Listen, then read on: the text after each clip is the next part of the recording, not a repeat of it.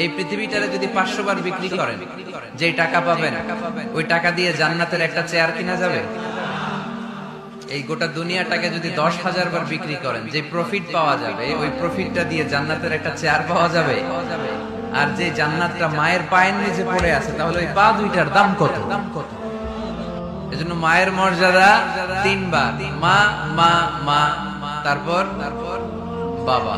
মান আহাক্কু বিহুসনি সাহাবাতি ইয়া রাসূলুল্লাহ, হে আল্লাহর রাসূল সবচেয়ে ভালো আচরণ কার সাথে করব? তোমার মায়ের সাথে। তারপর মায়ের সাথে, তারপর বাবার সাথে। তার মানে ইসলাম মাকে দিয়েছে গোল্ড মেডেল। কি মেডেল? তারপর মাকে দিয়েছে সিলভারের মেডেল, ঠিক কিনা?